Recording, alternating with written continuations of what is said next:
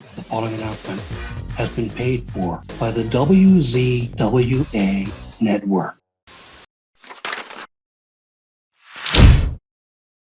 Hello, everyone, and welcome to the WZWA Network, and welcome to my review show here of NXT No Mercy from the 30th of September 2023 from Bakersfield, California at the Mechanics Bank Arena in front of 4,954 fans. Great to be with you all once again. Thank you for once again supporting us, showing your love, and if you want to show more love, you can check us out on Patreon at the WZWA Slam Society. The link is in the description. $3 a month. You get all these extra reviews, extra reaction videos, little kind of like surprises here and there, Easter eggs, as you may, think about. All of this great stuff, all these little things that we do, like little extras that you might not get on our YouTube channel. So please think about it and subscribe if you can afford $3 a month. Let's crack on with this show.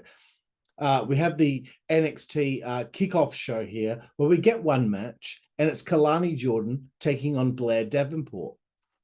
At least NXT utilized the kickoff shows to have some matches or a match take place. Kelani, from the get-go here, she showed some super athleticism. This was a big opportunity for her to wrestle in front of a large crowd.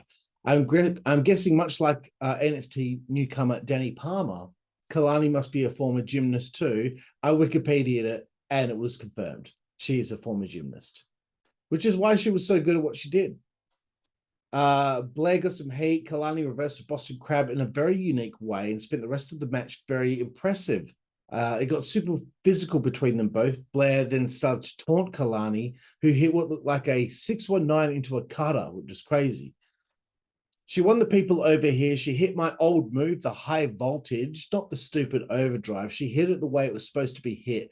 You snap it. You don't wind back and no, you snap forward and do it. That's what makes that move cool. The story of this match has been Blair struggling to contain Kelani. Davenport got knees on a split-legged moonsault from Kelani, then finished her off with a move that was kind of like a jackhammer for the win. Gigi Dolan attacks afterward, which is essentially all this feud has been between these two. Blair talked crap to Gigi a few weeks ago, then interfered in a match of Gigi's. Then suddenly they're just attacking each other backstage and during matches, and there's just no real story there at all. They do a lot of good work with their stories in NXT. They're a lot different than usual, but sometimes you get that cookie cutter stuff. And this is kind of like it's kind of like the same feud that Blair had with Roxanne Perez. The PLA begins and with a play on the beloved No Mercy video game, which is very welcome, especially in this household. We kick off the show with a singles match between Baron Corbin and Bron Breakker. This is a big grudge match here. Bron opens the match with an insane dive to the outside. Insane in the membrane. Insane in the bro. They sell the hatred and heat between them both well, even if, again, the pretense to all this anger was really out of left field. The brawl through the crowd. Bron's knocking out security personnel. Baron missed a senton onto the announce table. It's wild and woolly to begin the proceedings. We got a portion of time without commentary because of that, which is always humorous to me. I really think this NXT run for Baron Corbin has been something that's really rejuvenated him as a character, and I hope he sticks around for some time. As far as Bron is concerned, is he the best all-round athlete in WWE? His speed, vertical leap, quickness, strength. The dude press slammed Baron Corbin for crying out loud. I mean, come on. Baron hit an intense deep six, and I felt like Bron was bringing out the best in Baron Corbin. Baron put Bron through an announce table with like a big spine buster type move out of nowhere, which got a huge reaction. Bron completely no-sold it though. He then hit a six spear on the outside and looked like he was going to be getting towards the finish here. But then Robert Stone, Von Wagner's manager, interfered with a big crossbody off the top rope, which Bron caught. Great drama here. Bron then threw him over the top rope to the outside onto a pile of security guards. He turned around, though. It's the end of days, and Baron Corbin won. To be honest, that was definitely the right call. You can't keep having these guys from the main roster come down there and slip on a banana peel like Apollo Crews did and Akira Tozawa did. So Baron wins in 9 minutes 33 seconds. Let's move forward. NXT North American title match. Dragon Lee is the special guest referee as Dominik, my son. He defends against Trick Williams. As Vic Joseph pointed out, this was definitely the biggest match in Trick's young career, as he managed to get himself a North American title shot here after the fallout of Mustafa Ali's release. Dragon Lee as a special referee adds an interesting touch to the match, considering Dominik screwing Dragon recently when he was special referee when Ali was against Dragon Lee a few weeks ago. Trick looked very confident and sure of himself early on, which is so great to see because he's struggled in the last 18 months to really get himself polished. There was a dude in the front row with an NXT title on his shoulder, like this. And he's just popping me the whole time with his reactions like, oh. Ridiculous. Props to you, bro. And nice Hawaiian shirt. Speaking of polish, Dominik is in the zone right now. This kid is going to be around a long time. He gets it. Booker T was again on fire on commentary. This was a good match. I laughed so hard when Dominik accidentally superkicked the living shit out of Dragon Lee, who tumbled dramatically to the outside. Dominik just shoulder blocks the crap out of the replacement referee, which again, huge pop. Love a referee bump. Then there's no referee for a second time, but Trick picks up Dragon after he had Dom done for, and then hits a massive knee on Dominik, and Dragon Lee counts 3. Trick Williams becomes the new NXT North American champion in 9 minutes and 28 seconds. As Trick celebrates, the second referee is still out cold on the outside and nobody has checked to see if he's okay, which again makes me laugh so much. I love that. The guy might have had his head caved in and no one cares. Coming up next, WWE NXT Tag Team Title Fatal 4-Way match. The family, Channing, Lorenzo, Stacks, Lorenzo, and AP. How you fucking doing, Ton? How you fucking doing? Taking on Angel Garza, Humberto Carrillo, the Creed brothers, and Out the fucking mud.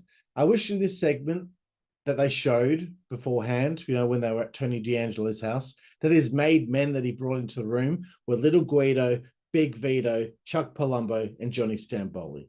Come on. Why can't you do stuff like that? Just a little throwback for a pop.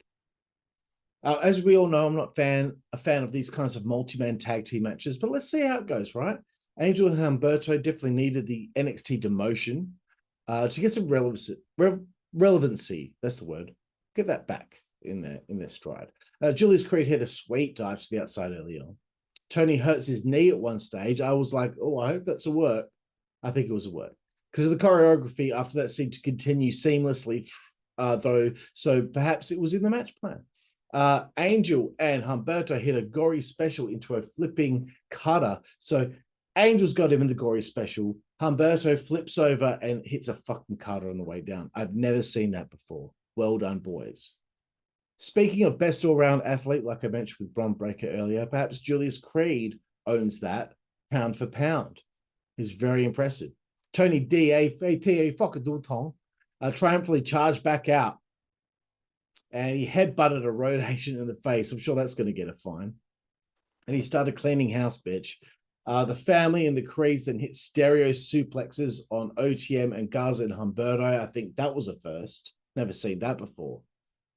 Way to get your match over, boys. You actually made me care about this fatal 4-way tag match. The Creeds and the family then stand off and brawl. This was becoming pandemonium, was also paying respect to tag team rules. It can easily be sold as being overwhelming for the referee, as he was clearly trying to keep things back, under his control. Brutus hit a sick Brutus ball springboard to the outside, but as that was taking place, bada boom, bada bang, the family retain in 12 minutes and 5 seconds. They showed a vignette for Brian Pillman Jr. again. He flicks through more footage of his dad's career, but also some other footage of WWE. Backstage again, Carmelo is sitting there focused. He's focused as Trick walks in with a North American title. They celebrate together, high fives all around, and all things seem well for the both of them. Becky Lynch has a shopping trolley and is filling it full of weapons backstage. And I thought hopefully they show some love for Raven, who used to bring out a shopping trolley, and add a bag of oranges in there. Thank you. Coming up next, the beloved NXT Heritage Cup Championship match. Noam Dar with Jakara Jackson, Lash Legend, Oro Mensah, Metaphor, taking on Butch with Tyler Bate, who he asked for someone to back him up for this one, and Tyler Bate showed that he was going to be there for Butch. The package they put together for the build for this made this seem very important, even though I took the piss out of the tournament the whole time. E for effort, boys. E for effort. Well done. This is going to be a technical feast, I'm sure. We get to the end of round one, and Butch was dominant, torturing Noam Dar with his digit manipulation. The bell rang, and Noam just nailed Butch with a fucking elbow to the head. Great selling from Butch, looking very glassy-eyed at that point. Round two began. Noam was in charge, thanks to that advantage he gained with the late elbow in round one. Butch weathered the storm and surged before the end of round two. Metaphor got involved. A cheap shot from Oro Mensah, and Noam gets the first fall as round two ends. While Sheamus is injured, it might be good to keep Butch in NXT, but Ridge Holland really should have joined him here and joined him with Tyler Bate to back him up, just to keep things, in making sense. A bitter end from Butch, and he tied it up at one apiece at the end of round three. Round four began as it was tit for tat between the two. As we know, the first two falls here in a Heritage Cup match. Noam Dar is out cold, but saved by the bell when he's choked out. Bitch. Round five begins as Metaphor tried to wake up Noam Dar. Noam hit a huge brainbuster on the ring apron for a near fall. Round six began, and it was the final round. Referee did see Oro Mensah kick him, Vic Joseph. He said that he didn't. He clearly saw it. Come on. Nova roller from Noam for a 2 count. Tyler Bate attacked Oro Mensah. He'd had enough. Tiger Driver 97 from Butch. Another 2 count. Bitter end by Butch again. Noam kicked out with 1 minute 10 remaining. Gallus then all of a sudden attacked Tyler Bate. Butch wastes them with 45 seconds to go in the match. Joe Coffey then got in the ring, laid Butch the fuck out, and Noam Dar got the pin on Butch. Hectic, but perhaps the interference kind of hurts the journey of the tournament itself. To end it that way, I don't know. So still your NXT Heritage Cup champion, Noam Dar, in 15 minutes, 53 seconds. 2 matches to go here. Sorry, this has been a whirlwinded. I'm talking very quickly, but I've just finished a 12-hour shift. Then I had to watch this, and I have to record this review. Then I have to edit it and upload it, and it's a little bit of work. WWE NXT title match: Carmelo Hayes taking on Ilja Dragunov. Here it's time for the co-main event. Melo and Ilja are doing battle to see who really is the better man. Ilja was out of the gates early with some dominance. Going into this, remembering how much Carmelo Hayes was in his own head about not being able to beat Ilja Dragunov clean. Imagine that. Imagine that being on the back of your mind. The story of the match early on was Ilja having Melo's number. They slowly but surely got more and more violent as the match wore on, going back and forth for minutes on end as the fans went back and forth on who they were backing. Let's go, Melo. Whatever it was they were doing. They slowly but surely, got more violent. I already said that. You know what? Ilja really takes bumps like no other. He puts his whole body into everything. It's amazing. He went for a coast to coast, which was reversed into a code breaker, which he caught. He nailed Melo, and then he finally hit the coast to coast again for a near fall. Ilja, again, the selling of exhaustion is tremendous. He's really good. I don't know if he would work on the main roster because it's so hokey up there, whereas this is more sports-based. They continue to go back, and I know the storylines in NXT are a bit cheesy, but just deal with it, okay? Just deal with it. They continue to go back and forth. Melo kicks out of 2 H-bombs, and Ilja lost his cool over it as blood was trickling down his forehead. I like that. If Dave Meltzer does not give this 5 stars, and he gives them so easily to Jacksonville, then he's a hack, okay? He's a hack. If he did not give the Dijak versus Ilja Dragunov 5 stars, he's a hack. Soon after, a super H-bomb from Ilja Dragunov from the top rope. And oh my God, Ilja topples Carmelo Hayes. He becomes the NXT champion. They shake hands afterward. Melo is devastated. This is amazing. Now Trick's got a belt and Carmelo lost his. This is really cool. I can't wait to see what happens this week on NXT TV. Now it's time for our main event of the evening, WWE NXT Women's title in an Extreme Rules match. Becky Lynch defending against Tiffany Stratton. Main event time. For the second time in a few weeks, Tiffany has the biggest match of her career against Becky Lynch. This time it's a street fight on a PLE. I think Tiffany needed to wear ripped, tight pink jeans, needed to maybe match Becky with her own style placed on that kind of street fight clothing, other than the pretty outfit that she had on. But that's okay.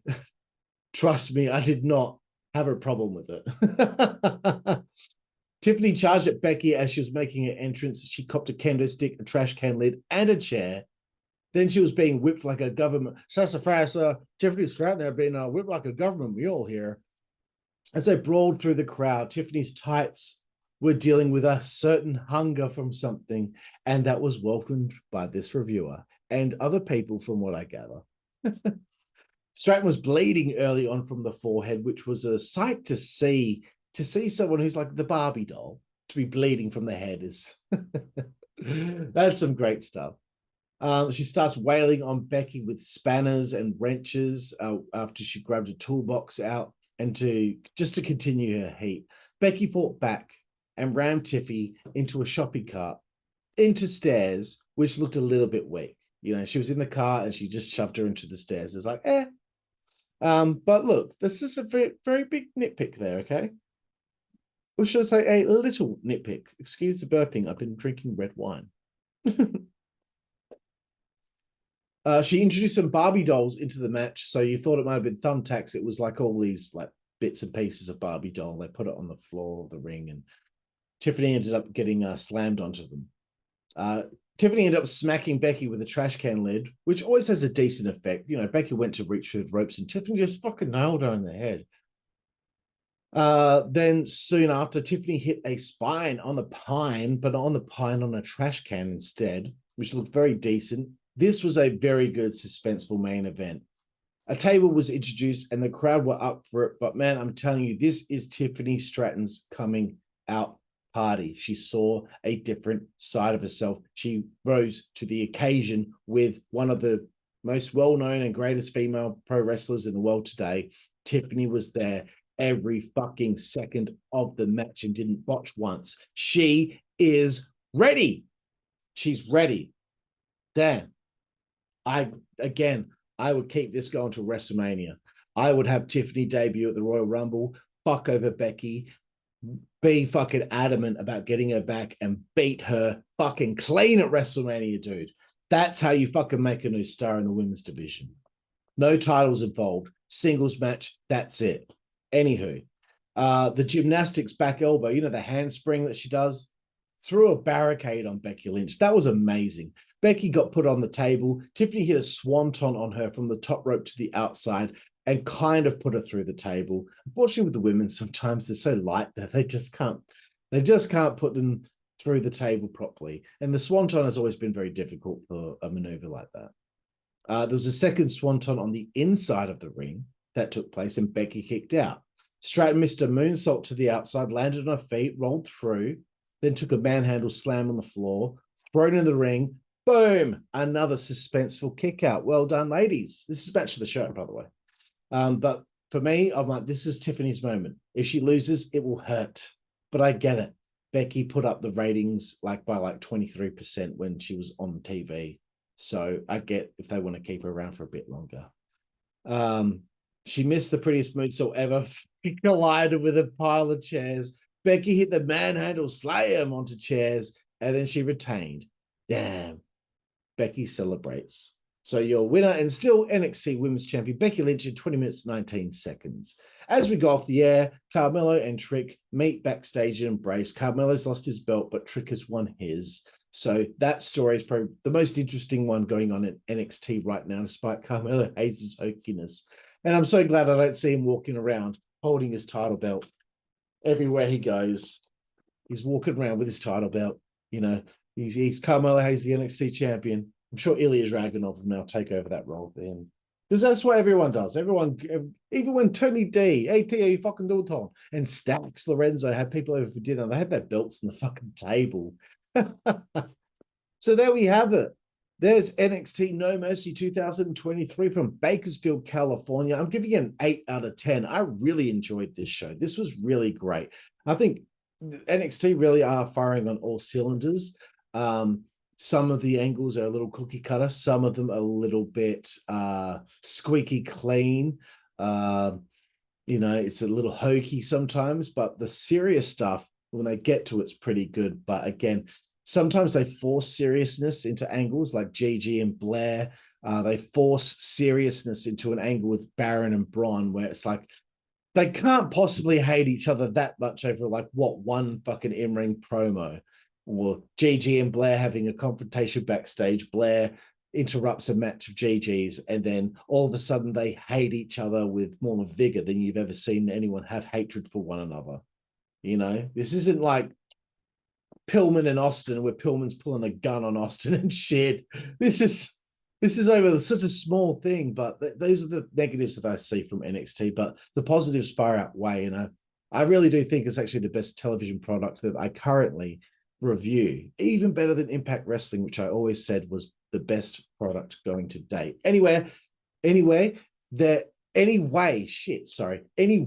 have it. My review here on the WZWA Network of NXT No Mercy 2023, Karlifornia. Please check out the Slam Society. Please check out Thunder Mifflin on ProWrestlingTees.com. Please join our Discord. Please do everything that I ask. And guess what? We will see you down the road. Thank you. Network, that's the way we play. Good God Almighty. Don't pay network, that's the way we play. Get puppies. Don't pay network, that's the way we play. Get. The following announcement has been paid for by the WZWA Network.